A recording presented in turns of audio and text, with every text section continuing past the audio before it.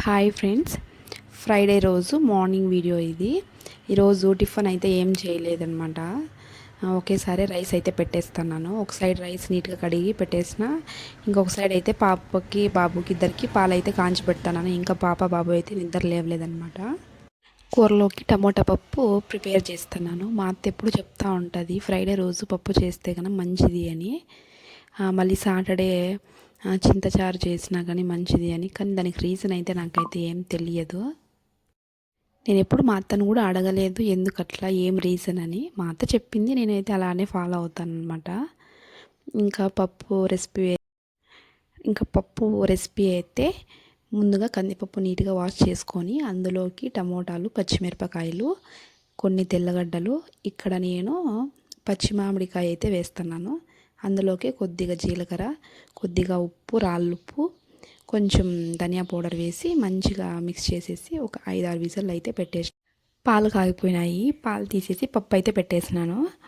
ఇంకా రైస్ కూడా ఉడికిపోయింది కాబట్టి రైస్ కూడా వంచేసిన.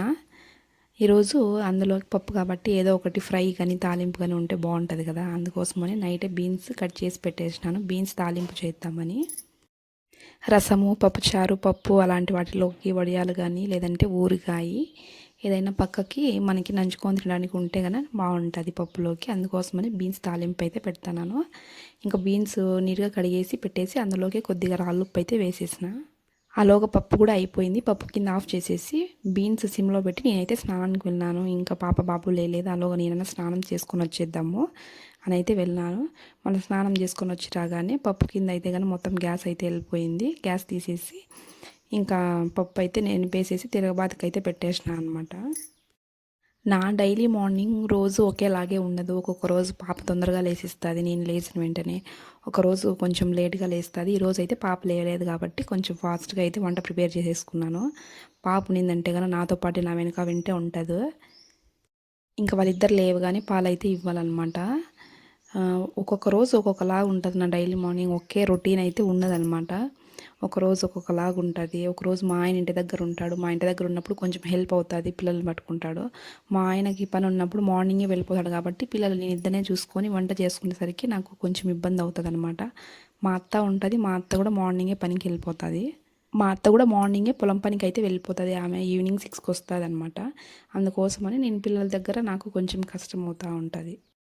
పప్పు తిరగబాతికి కొద్దిగా ఆయిల్ వేసుకొని అందులోకి సాసవలు, జీలకర్ర, ఎర్రగడ్డలు, కరివేపాకు, కొన్ని ఒట్టిమిరపకాయలు, కొంచెం దంచిన వెల్లుల్లి వేసి కానీ బాగా టేస్ట్.